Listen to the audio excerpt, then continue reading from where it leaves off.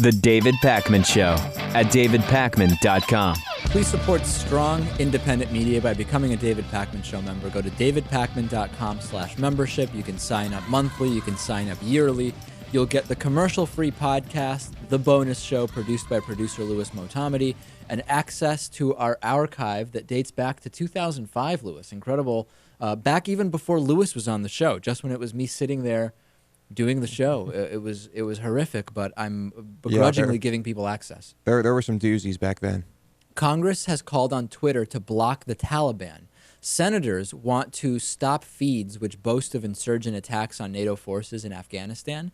And aides for Joe Lieberman, who's chair of the Senate Homeland Security Committee, said the move was part of a wider attempt to eliminate violent Islamist extremist propaganda from the internet and social media.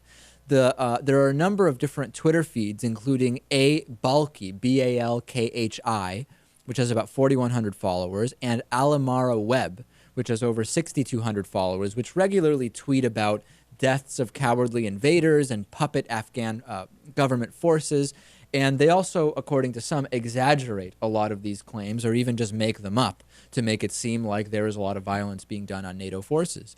And, of course, this is very controversial because what is the Twitter policy on this? What should it be? And what we're hearing so far is that the Taliban is actually not listed as a foreign terrorist organization with the State Department. So therefore, Twitter doesn't really have any kind of formal reason why they should oblige these requests. What's your thought on this?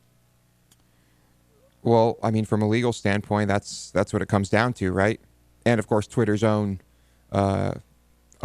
laws, rules, right? That's how they self-regulate. A Taliban spokesperson frequently spars with NATO press officers on Twitter as well. They challenge and rebut each other's statements. And Twitter is not saying whether Joe Lieberman's office asked them to block the feeds from these purported Taliban members. The question is this hate of free speech, or is it simply blocking hate speech, right? And how to what micro level should Twitter be involved in individual accounts? Some just say if it's not listed by the State Department, you just have to allow it unless they're breaking some other terms and conditions established by Twitter. That's the easy way to take the heat off of Twitter. Well, at the same time, is this a good thing? Can't we maybe track down some of these people based on the IP addresses that they're posting from? I mean, couldn't having these people so actively posting in a public way actually be used to the advantage of the United States? I'm sure it already is.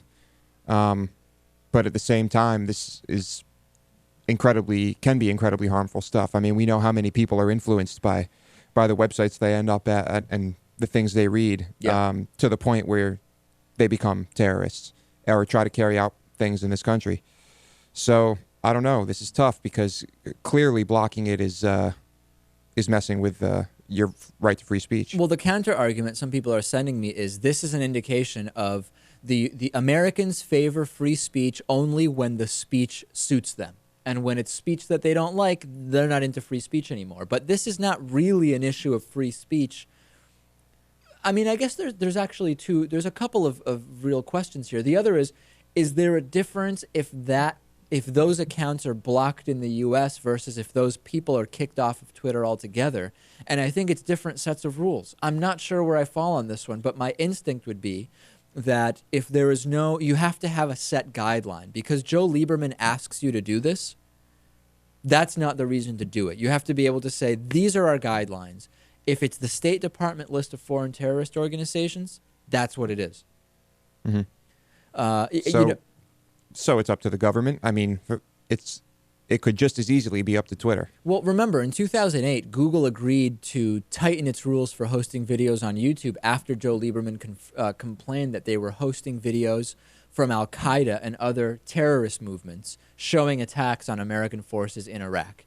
And Google said, based on whatever barometer they had, they're going to be doing that.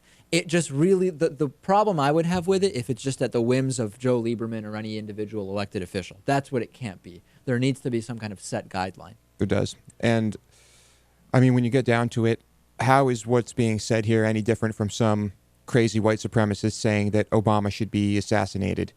and things like that. It's a good question. Should They- they be blocked? That will never happen. Well, I think it depends on if the standard is, are they listed as a terrorist organization? Right. Then you would say, well, are they or aren't they? So I guess it all does come down to what the State Department labels as a terrorist organization. If you decide that's going to be your standard. Right.